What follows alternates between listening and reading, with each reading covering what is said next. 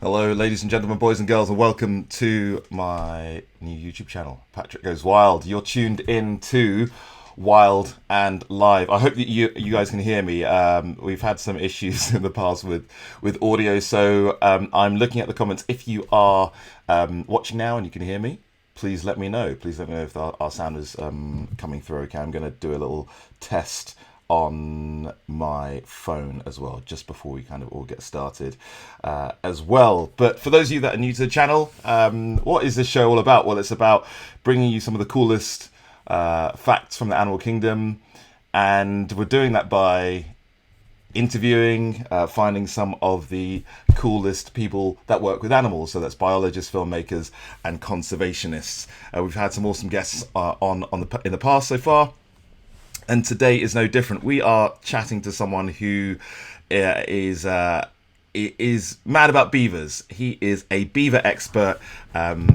Hey, so far it's fine. Great, you can hear us, which is fantastic.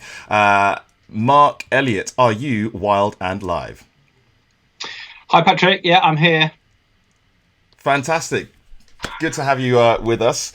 How are you doing? How's this quarantine treating you? Yeah, all good. Yeah, I'm here at home with the kids. We were sort of expecting the kids might be going back to school soon, but it looks like they might be delayed a bit longer now. So they're currently in the other room listening to this in the kitchen. Oh, really? Well, hello to Mark's kids. Hi, kids. I hope you're enjoying. I'm hoping that everybody can hear you as well. So fingers crossed that they can hear you. If they can, fantastic. I managed to find a workaround. Yes, apparently it's perfect. Hurrah! You have no idea, Mark, how much that fills me with joy. So yeah, let's get onto it, because, like I said, you're a beaver expert. I want to know, what is it about beavers why beavers? You and beavers, why? What is it about Beavers that really kind of gets you excited? For me, it's what they do. They're real engineers. You know, they totally transform streams and wetlands and create these incredible habitats, which are brilliant for all sorts of other wildlife. So for me, they're the perfect wildlife to have, because they are just so key for everything else. Right, yeah, we'll get onto that in a little bit. You work with beavers here in the UK, but when I think of beavers, I think of a kind of traditionally North American animal, and which kind of makes sense, because the beavers are the national animal for Canada, and in fact they've even got beavers on their money, on their coins. So why do I feel like they're a North American animal? What is it? Because we do have them here in the UK. Yeah, that's right. There's two species of beavers in the world. There's the North American beaver, which is found throughout Canada and northern American states. And then we've got the Eurasian beaver, which was traditionally or historically all the way across most of Europe and Asia. So it went across into Mongolia, goes as far across there, it goes across Russia, and in Europe, throughout Europe, and came into Britain. We wiped it out about 4 or 5 ago, and taking a lot of fur from the Canadian beaver population, and we've done the same thing to the Eurasian beavers, but over here we managed to wipe them out completely. So we're just bringing them back now, but they're two very similar species, but they are separate species. So that's the reason why we don't have them here is kind of down to us. We're the reason why they became extinct in the UK. I think, was it in the 16th and 18th century, depending on whether you're looking at Scotland or England? No one knows for sure exactly when it happened. There's a few sort of anecdotal dates where there were last records, but yeah, it's at least 400 years ago, probably longer. Okay, well, we'll also touch on that as well. Let's find out a little bit about beavers. One fact which might surprise some of our viewers is that they are part of the rodent family. They are rodents. Yeah, they're the second biggest rodent in the world. So you've got the capybara, which is the biggest in South America, and then you've got the second biggest, which are the beaver species. And I mean, they are both rodents have these really sharp incisors, both on the top and lower jaw, And these are constantly growing. And this is one of the characteristic features of rodents. And it allows them to have these really sharp teeth, which if you're cutting down trees is exactly what you want. So they have this ability to sharpen their jaws by rubbing them together, by rubbing these teeth together. And you get these really, really razor sharp edges, which are perfect for feeding on wood and that sort of thing. Well, I was going to ask you about that, Mark, because surely if beavers' teeth don't stop growing throughout their lives, they're constantly growing. I was going to say, surely those teeth would just go straight into their bottom jaw. Well, they wear them down all the time. So essentially what happens is you've got the enamel on the front, and the enamel is orange because it's got this iron oxide in it. So it's really, really strong stuff. And because it's growing all the time, and because the enamel's on the front, by wearing them down, they wear down the dentine behind the enamel faster than the enamel, so you get this really, really sharp edge. But it's the fact that they're growing continuously which makes it work. So just to explain to everybody at home, you've got the enamel, which is the hard part of the tooth, which we can see on the outside of our teeth, but then the inside of your tooth is exactly what Mark was pointing out there, dentine, which is slightly softer. So which is why you get that differential between the inner part of the tooth, which is softer and wears away quicker, and then the outside, which is the enamel, which wears away a bit slower, and makes that really sharp a surface. Can we think about some of the standout features other than their teeth when it comes to beavers, like the fact that they've got webbed feet, mammals with webbed feet, Mark? Yep. Yeah, and they're swimmers. They spend a lot of their time in the water. They're very much an aquatic or semi-aquatic mammal. They really feel safe in deep water. So they use watercourses as a sort of corridor really to live in. And that means that they've got webbed feet, which means that they can propel themselves through water rapidly. You see the difference in the front feet and the back feet, because when you're looking at beaver footprints, the back feet are quite a lot larger. They almost look a bit like herons' feet, these sort of big splayed webbed feet. So the back feet are really much larger than the front feet. And what about when we look at their front feet or hands, depending on which way you want to look at it, do their front feet look like, are their front feet webbed, or are their front limbs look more kind of hand-like?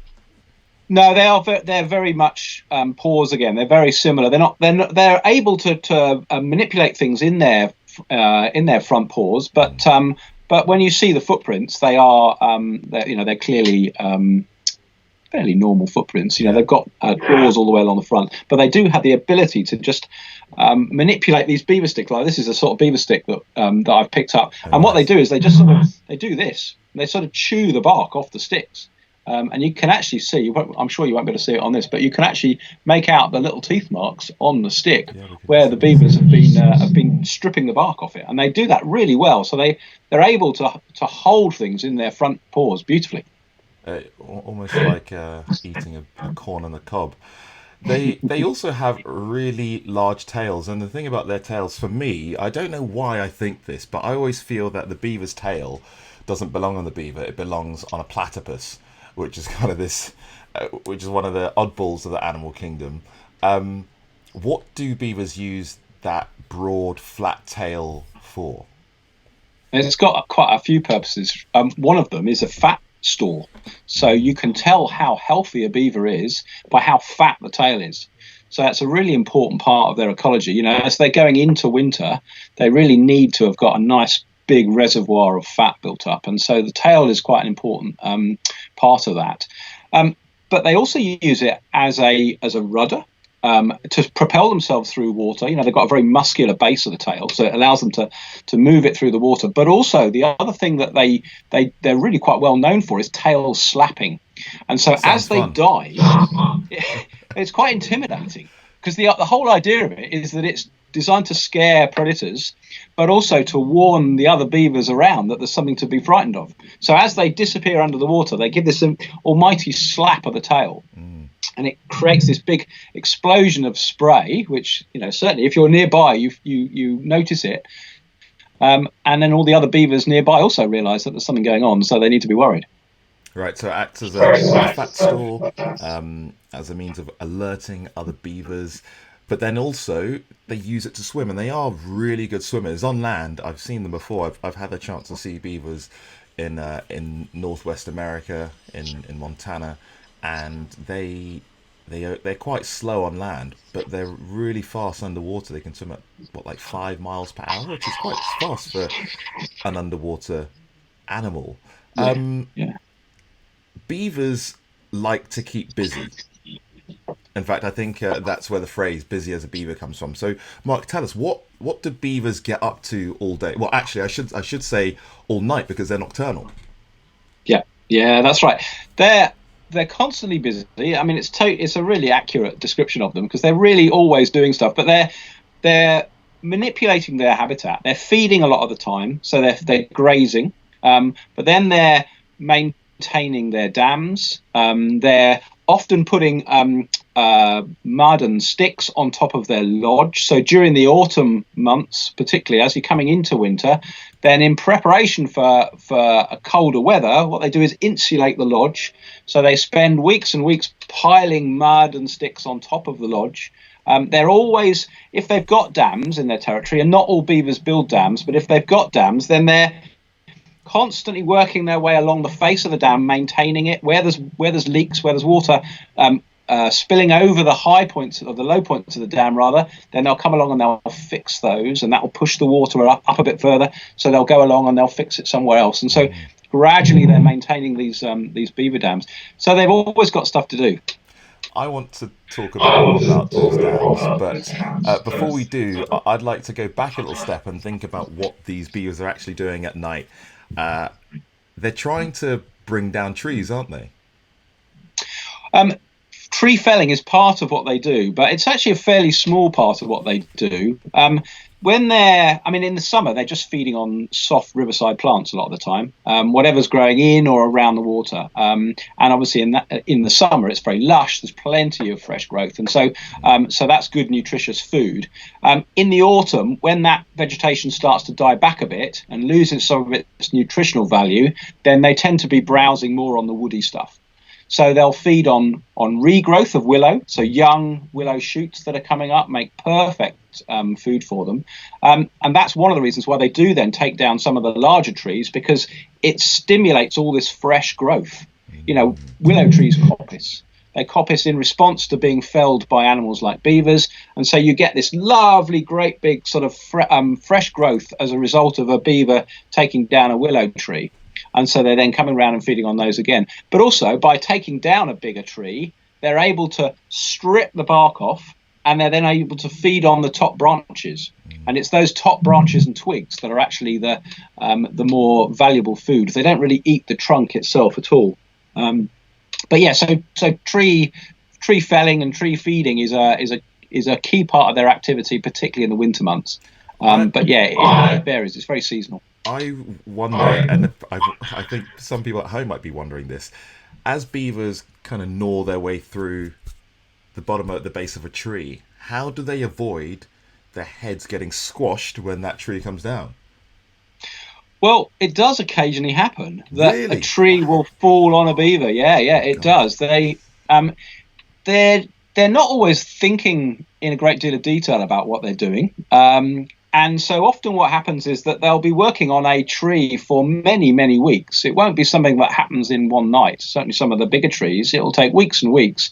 And often what happens is that they've taken about sort of 70, 80% through the trunk, and then the wind will do the rest. And you'll come back and you'll find that the wind has finished off the job. So where beavers are active, you've often got these sort of half-eaten trees around the place. So you have to be a bit careful, especially on a windy day.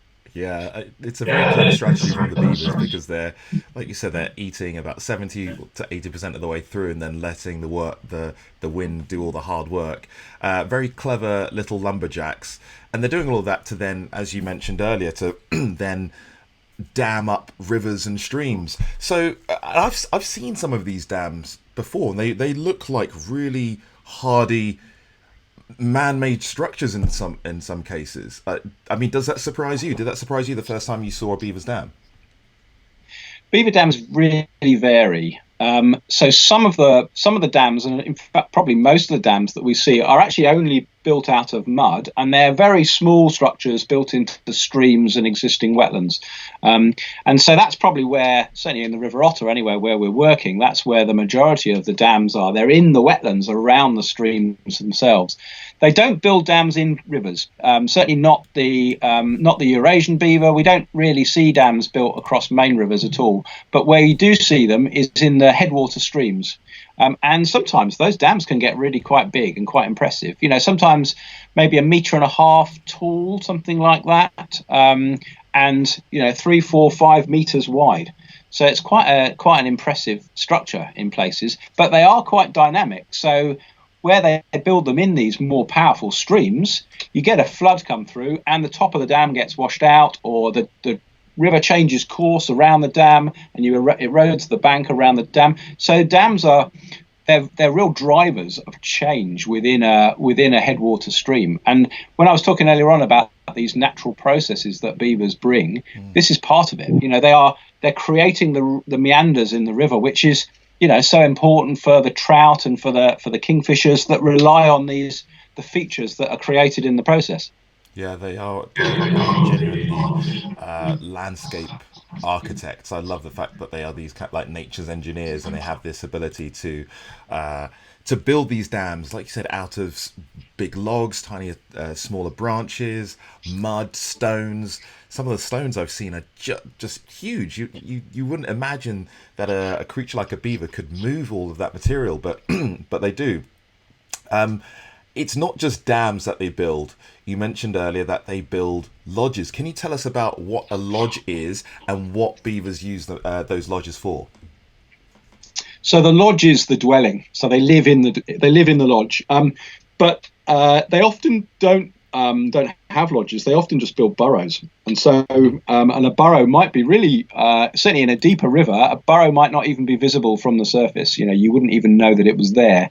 But one of the key features of lodges and burrows is that the entrance is underwater. So it means the beavers can come and go from the burrow entrance without really coming in contact with predators and without being disturbed. And so a lodge is often where you've got a dam in place and you've got a pond being created by this dam. A lodge is often on the banks of the pond, or even in the middle of the pond, maybe on an old island or something like that. And so it's a big pile of sticks and mud that's been built up over many months or years, and then it's got this big chamber inside. So the beavers can access the chamber through this underwater entrance, and the chambers inside the lodges can be huge, and sometimes you get multiple chambers as well. So they're basically big dwellings. Really cool. I think it's a very clever way of making sure that the beavers are protected throughout the year, through winter, summer and winter, against predators. That's also where they raise their young. Yep. I understand they have 2 different chambers, like a very, very polite kind of builders of houses. They've got the first chamber, or the first den within the lodge, which is kind of like a wet den where they first come in from the water. That's where they get dry, and then they've got a second den within the lodge, which is much drier, and that's where they raise their young. Very, very polite animals, I'd say. Very well house trained. All of this activity, Mark, has a profound and dramatic effect on the surrounding area. What changes do beavers have on the streams that they dam up, and why do we need beavers? Probably a good example is the fish that benefit from what beavers do in streams. So where you've got beaver dams being built and then washed away maybe the following autumn, what you get are these gravel beds forming, and they're then a spawning ground for brown trout, for example. And it's as these dams get washed out that you tend to get this mobilization of the young of the smaller gravels, and in doing so you create these perfect spawning conditions for fish. The other benefit of having these dams upstream is that they're trapping the sediment that's also coming down, And that's then preventing that sediment getting into those gravels just downstream, which again is good for the invertebrates and the fish. So all the little mayfly larvae and the stoneflies that like these gravels like them clean. And so the dams are trapping the sediment upstream, preventing it washing down into these gravel beds, and maintaining a lovely flow of water even during drier weather, because their dams are constantly leaking. There's always water flowing through them or over them. So you just get, even in droughts, you often get a nice flow of water coming down through the stream as a result of the beavers at the top of the headwaters. So there's a whole range of different things that they're providing I mean, that's just thinking about a stream. I mean, the wetlands that they create are brilliant for amphibians and dragonflies, and this, the list goes on. They are hugely beneficial for wetlands. There's no two ways about it. Yeah, I like the idea that this one animal can create an environment, an ecosystem that is perfect for invertebrates, amphibians, fish, birds. It's really impressive how they change that landscape, and from nature's point of view, for the better.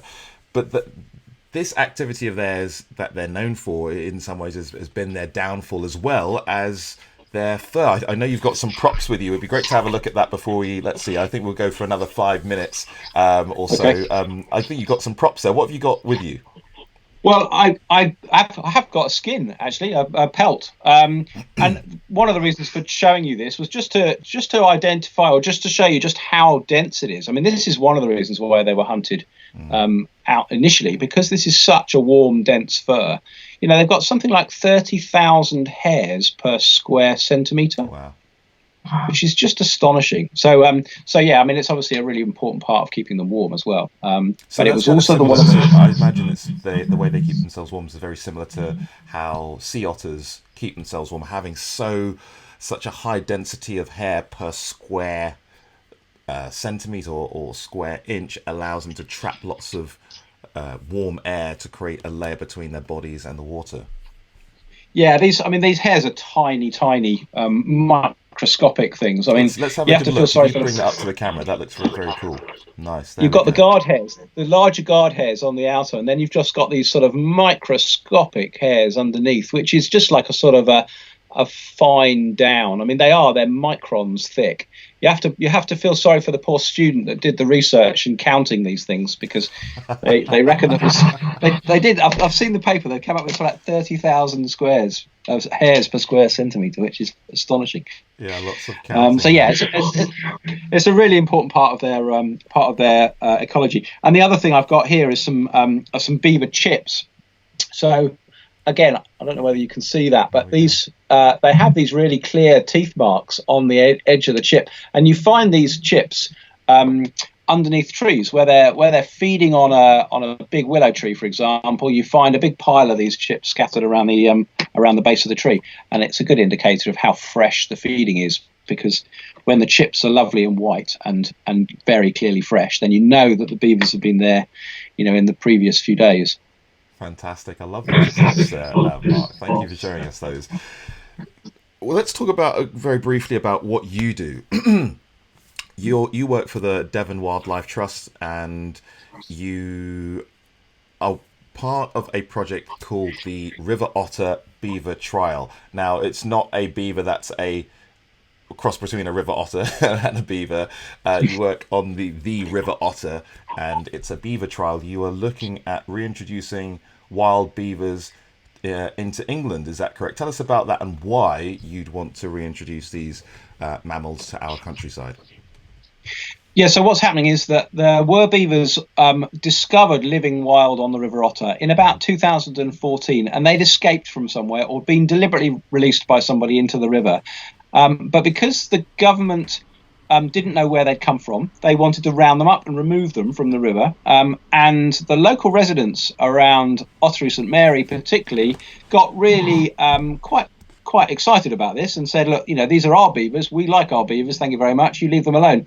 And we got involved and said, actually, this is a really good opportunity to run a trial to understand how beavers and people can live alongside each other and whether they can, because beavers are engineers, but in engineering the landscape, they are creating conflicts. There's no two ways about it, that if you're farming flat agricultural land within a floodplain and the beavers start damming your ditches, then there's potentially a conflict there. And so part of the reason for doing the trial was to try and quantify that, try and understand that, and see what techniques we could use to deal with some of those conflicts, and just to understand how significant they were. So that's where the trial came in. It started in 2015. We were licensed to run a 5-year trial starting in 2015. That trial has now reached the end of its initial 5-year period, and we've just produced this science and evidence report which summarises the findings of the trial, and that's now been presented to the government. And then the government have given us a 6-month extension to the trial while they make a decision about what happens next. But what we're hoping is that the government will allow the beavers to stay on the River Otter, but also that they'll allow them to be introduced into other parts of England as well. Fantastic. Well, actually, as you were talking, I was playing back some of the clips that you sent to me of these beavers. We've got one at night where it's gnawing away at this tree. Oh, gosh, that was very close. Very, very close indeed. But some great images there, Mark. Thank you for sharing them. We've got a couple of questions for you before we round up. Where around Europe can you find beavers? Can you find beavers in Spain? And if so, where? Oh, no, that's a good question. I don't know the answer to that. I know you can find beavers in Spain, but I don't know whereabouts. But you can find beavers in Europe. We do have them here, and that's the Eurasian beaver as opposed to the American beaver.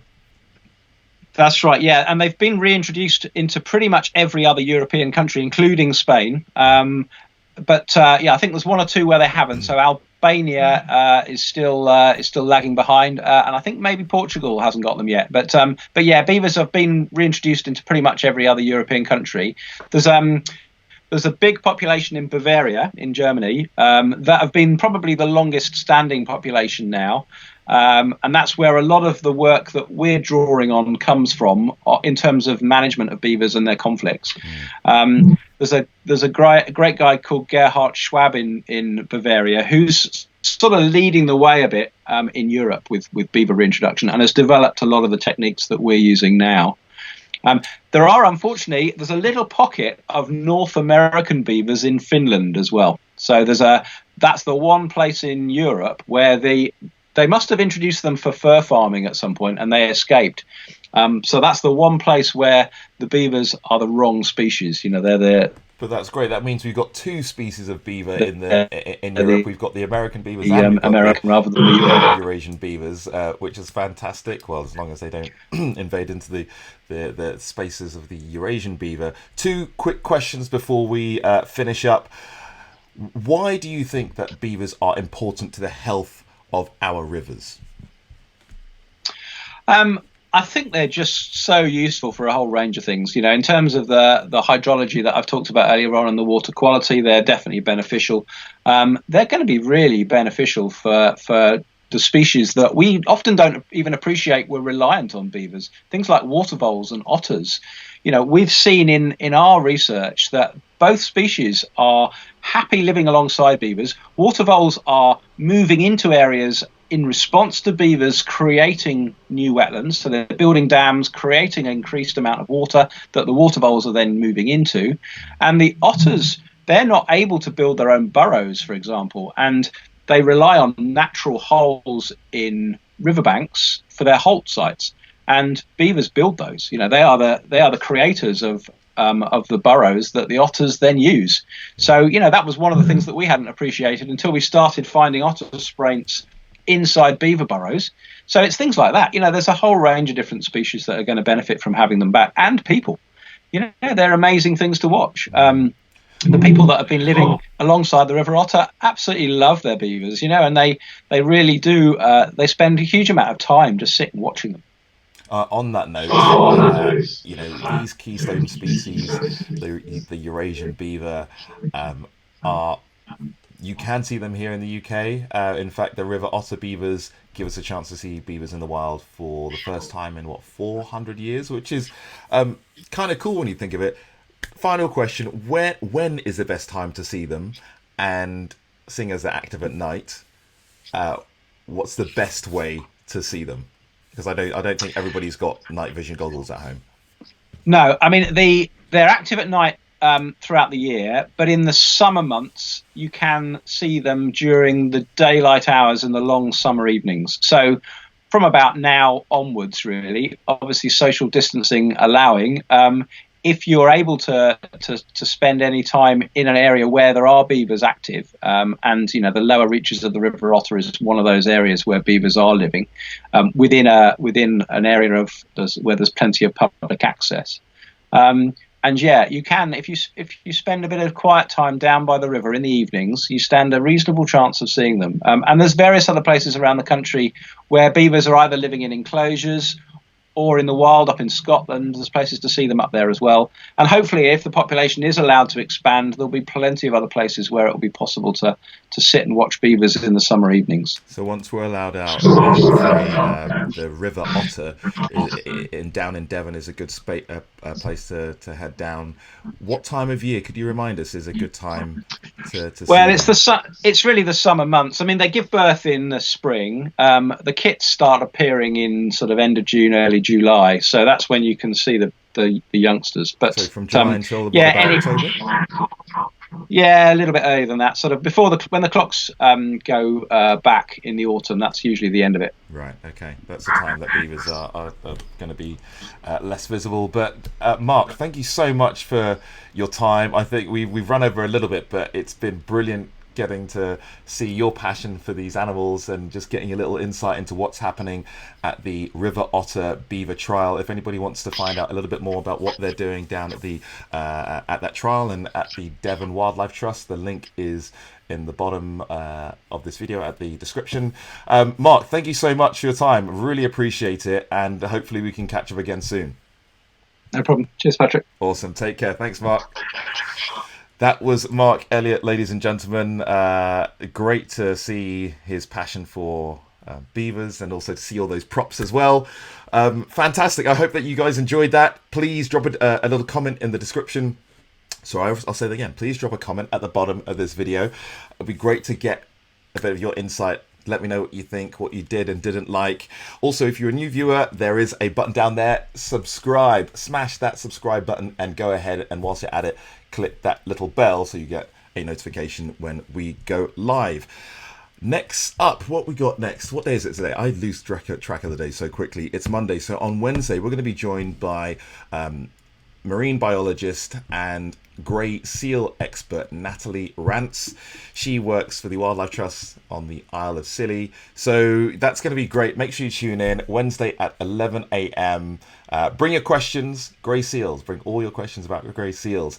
So until then, thanks for watching, and I will catch you next time. See you later.